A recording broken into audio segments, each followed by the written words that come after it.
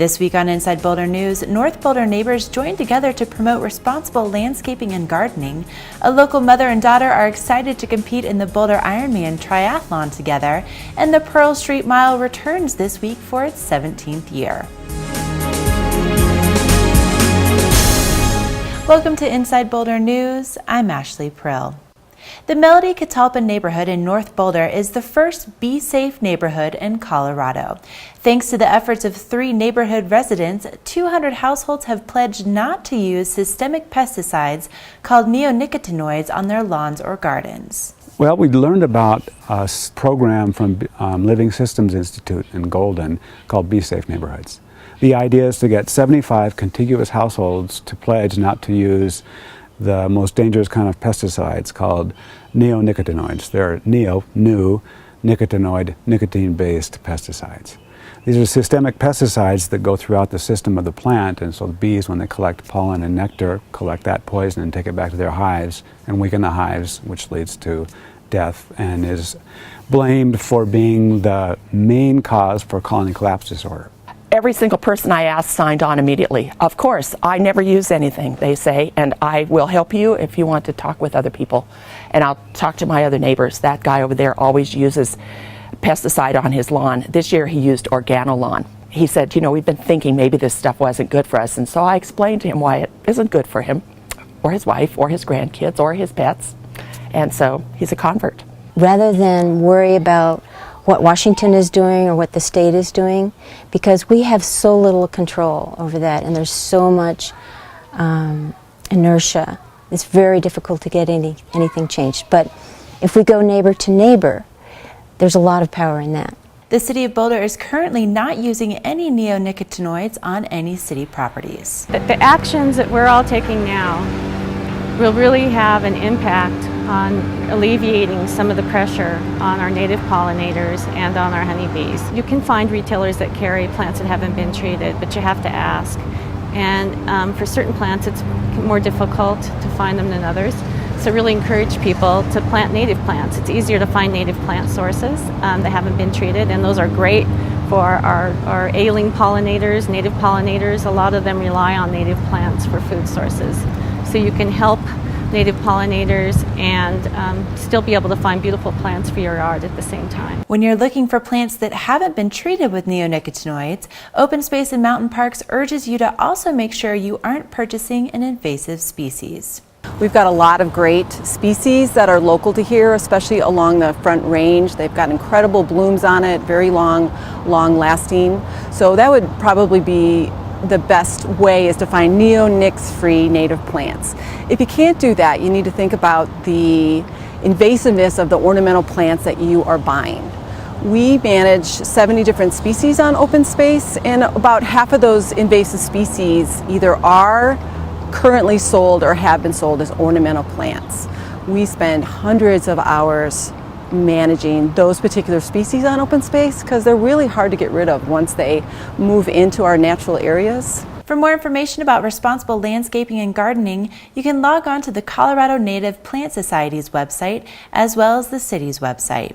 If you're interested in learning more about how to create your own Be Safe neighborhood, the Melody Catalpa neighbors are hosting an informational meeting on Wednesday, July 9th from 7 to 9 p.m. at the Elks Lodge. City Council recently agreed to consider a 2014 ballot measure that would allow the City of Boulder to provide broadband services either directly or through a contract with a third party. State law currently limits the ability of municipal governments to provide broadband services. We currently have no actual plans to do anything. We really want to get to a point where the community can develop a vision, and we can't do that without the legislative freedom to do that. The benefits to the community after we do that are really vast. We could use this for public purposes that we are currently restricted from providing. For example, think of Wi-Fi in parks and public spaces and what have you. But again, there's that ability for us to address the economic development opportunities of having high-speed internet and the residential opportunities and the digital divide issues that exist in the community for those that don't have access to the internet. The ability for us to provide those resources in public places as well would be a great motivation for us to pursue this. There's actually about 400 cities throughout the nation that have made some level of investment in broadband. I think people are really well aware of the Google Fiber initiatives in Kansas City, Provo, Utah, Austin, Texas. But there's actually lots that have entered into publicly owned investments that are paying off big time. Chattanooga, Tennessee is perhaps one of the biggest examples of providing 1 gigabit per second speed to all of their residents and businesses, doing it for $70 per month and at just an extraordinary bandwidth that is about 50 times what people typically receive. And I can tell you that the bigger concern is what's been done internationally. We have hundreds of cities that are competing with us that are providing much higher speed internet at a lower cost, essentially going to be competing for businesses that may go there. And that's why the FCC chair has urged states, the 19 states in the US that have bans or restrictions on municipal broadband, to lift that, to get out of the way and let people and let cities move forward. City Council is scheduled to consider a second reading of the proposed ordinance in August, along with the final language for the November ballot measure. If passed, voters will have the final say in November.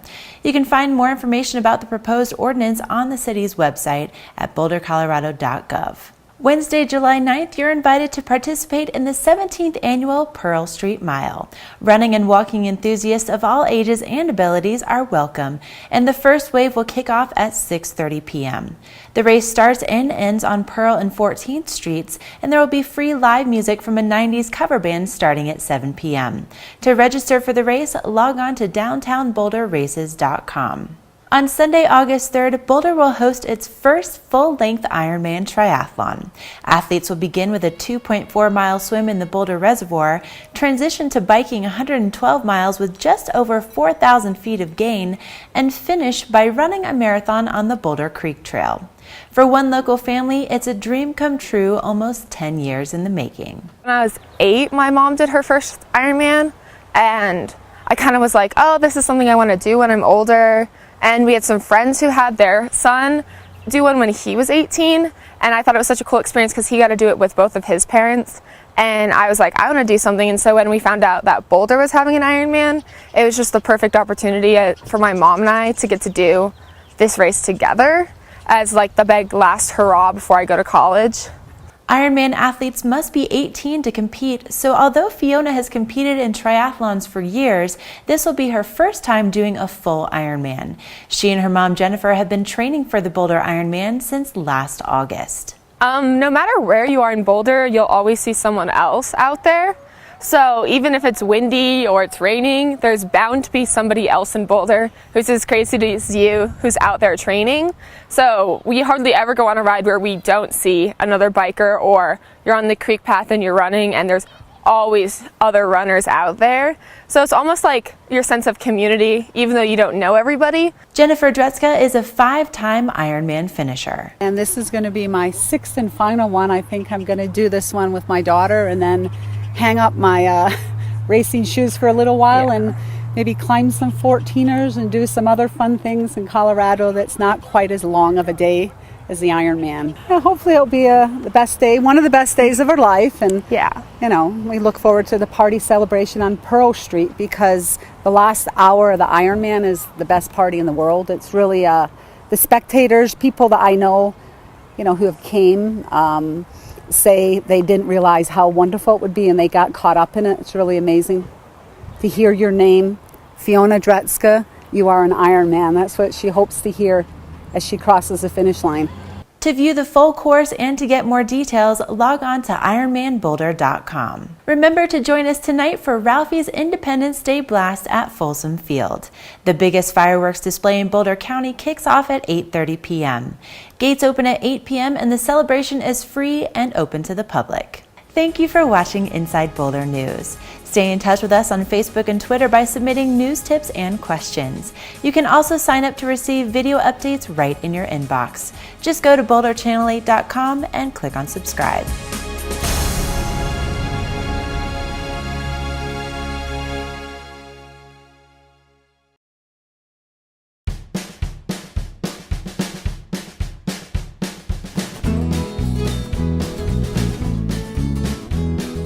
I think we do more than just hardware. Being plugged into the community, I think the The thing I love most is meeting and greeting the customers. You always recognize their faces. Names with me are hard to remember all the names, but I think friendship means so much. You can help people and they help you in ways you never know.